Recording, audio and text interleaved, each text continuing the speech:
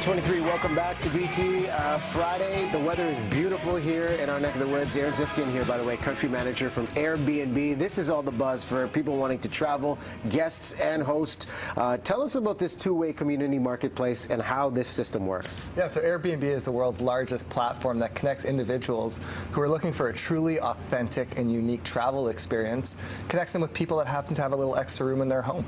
Okay, now when I look at the system, and I have friends and family that use Airbnb, they talk about saving the money. For me, when I look at the system, trust is the most precious commodity here. One, you want to protect your place, and two, if you're a guest, you want to have a good experience. How do you establish the trust for both sides of this marketplace? Right, so Airbnb is now in 34,000 cities and 191 countries. We have 25 million guests have used the service. And really at the core of our success, without a doubt, is trust and safety. And the core of that is our two-way review system, where I as a guest will review you as a host, and you as a host would review me as a guest. And that way we can see what type of experiences we've had. And you know, it differs from TripAdvisor with the fact there's no anonymity. There are names attached to these reviews, so we can get specific and ask for references. Yeah, that's right. So everything on our platform is totally secure. So we will actually evaluate whether or not you are who you say you are by having our verified ID. All the communication and payments are also taken care of on our platform.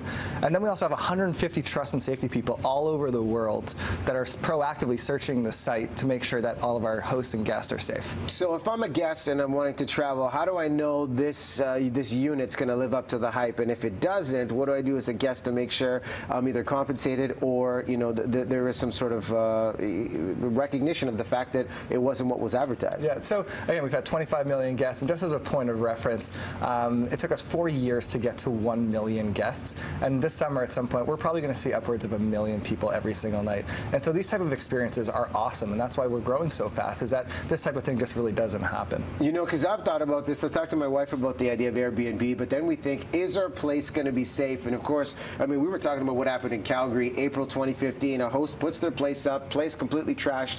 What is the guarantee for a host that says, okay, I'm going to invite somebody in, have that authentic experience you talk about, and know your place is going to be safe? Right. So first of all, we have a zero tolerance policy for that type of behavior, and we remove that guest immediately off the platform. Listen, people are fundamentally good people. That's what we truly believe, and that's why we've seen the growth that we have. But in the rare event that something does happen, and I say very, very rare, we have what's called the host guarantee, which covers all of our hosts in Canada and around the world for up to $1 million of theft or damage.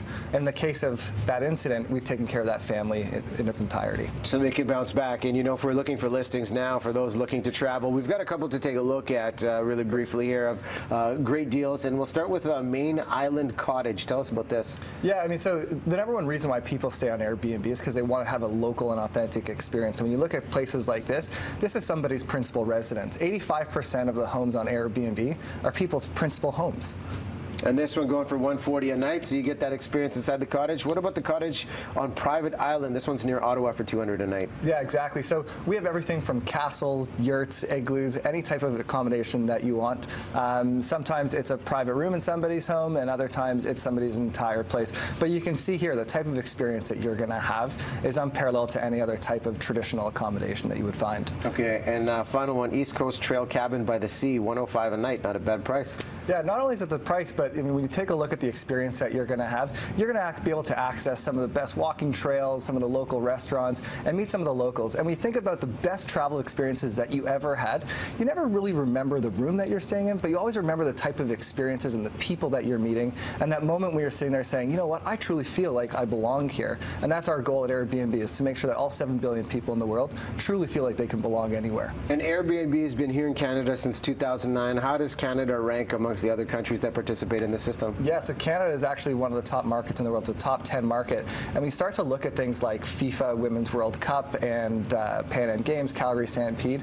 We're really well positioned to be hospitable and welcome the world into our homes. We actually, in last year during the Men's World Cup in Brazil, 600,000 international attendees came to watch the games, and over 100,000 of those stayed on an Airbnb. A lot of people taking advantage of the service. All right, well, Aaron, thanks so much for coming in. My pleasure. Interesting insights. Maybe you want to